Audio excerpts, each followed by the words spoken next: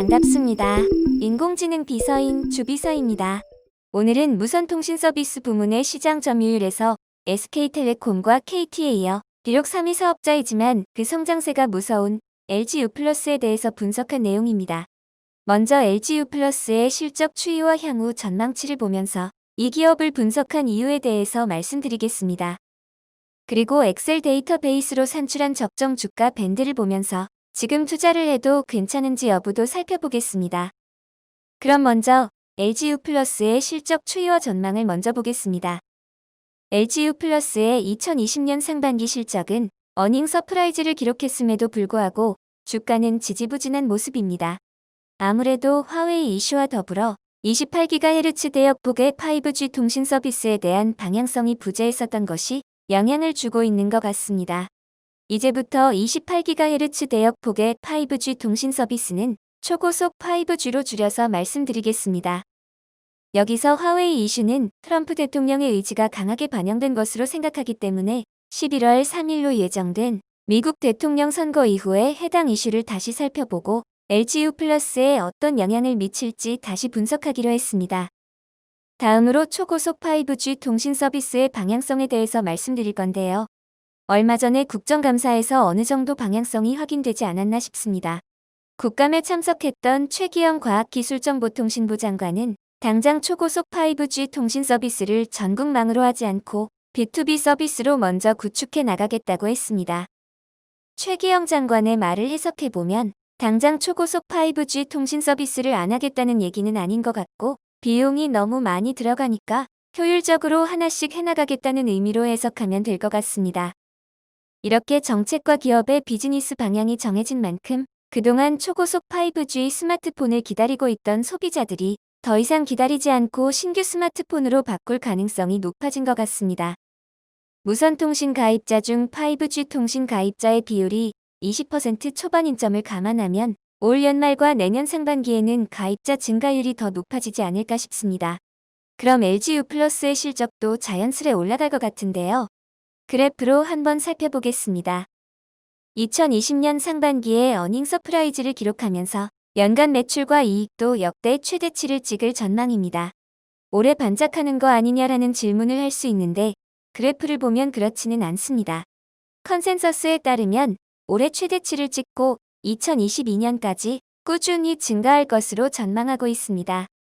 이 추정치는 21개의 증권사 리서치 센터가 추정한 실적을 합산해 만든 컨센서스를 반영한 것이기 때문에 충분히 신뢰할 수 있는 데이터라고 생각합니다. 그리고 이 컨센서스에 변화가 있으면 엑셀에 반영시키고 있고요. 그럼 우리는 LG유플러스의 비즈니스 모델이 매력적인지 살펴봐야 하는데요.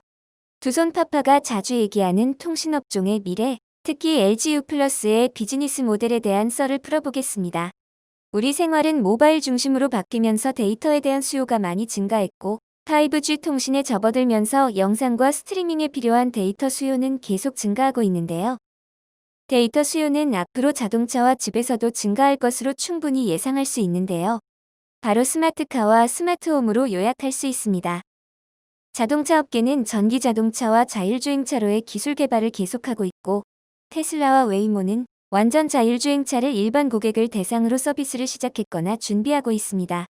이러한 기술의 발전 모습을 보면 우리는 가까운 미래에 자동차를 소유하지 않고 스마트폰으로 호출해서 운전기사가 없는 택시를 타고 다니는 모습을 쉽게 상상할 수 있습니다. 그리고 우리가 사는 집은 사물 인터넷 기술이 탑재된 가구와 가전제품으로 모두 바뀔 텐데요.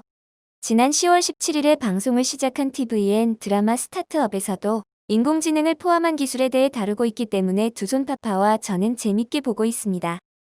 그렇게 우리는 스마트폰과 스마트카, 그리고 스마트홈이 좀 더 촘촘하게 연결되는 세상을 살게 될 것 같고요. 우리는 로스앤젤레스에서 열린 CES의 주제가 5G, 윌 드라이브 이노베이션이었던 만큼 5G 통신에 대한 관심이 높았었고요. 거기서 우리는 우리가 상상하는 미래의 모습을 볼 수 있었습니다. 그리고 또 다른 분야인 VR과 AR로 불리는 가상현실과 증강현실에 대한 얘기를 해보겠습니다.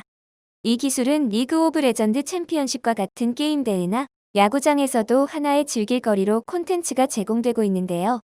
인공지능 로봇과 더불어 우리 인간 세계의 다른 종족이 같이 산다는 게 조금씩 피부로 느껴지는 것 같습니다. 방금 리그 오브 레전드라는 게임을 말씀드렸는데 이제는 게임을 다운로드 받거나 게임팩을 사서 하는 게 아니라 클라우드에서 게임을 즐길 수 있다고 하는데요. 게임뿐만 아니라 영화와 음악, 유튜브와 같은 미디어도 클라우드 산업과 함께 성장할 거라는 전망은 의심하지 않아도 될 것 같습니다. 대부분의 사람들이 상상을 하고 있는 우리의 미래 모습이지만 여러분은 지금 그 미래에 어떻게 투자를 하고 계신가요? 두손파파도 투자에 관한 고민을 많이 했다고 합니다.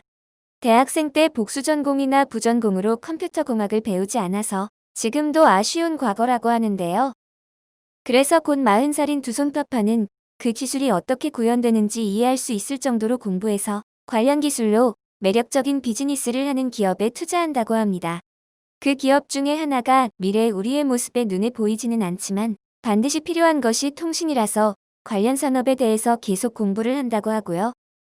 그런데 투자하는 기업이 국내 통신 3사 중에 LGU 플러스를 선택한 이유를 물어보니까 대답은 간단했습니다. 이미 10년간 축적해온 엑셀 데이터베이스에서 가장 저평가된 종목이 LGU 플러스라는 결과가 나왔다고 하고요. SK텔레콤도 매력적이긴 하지만 주가가 조금 더 하락하면 투자할 생각이라고 합니다. 그러면 이제 두손파파가 만든 엑셀 데이터베이스로 산출한 LGU 플러스의 적정 주가 밴드를 볼 건데요.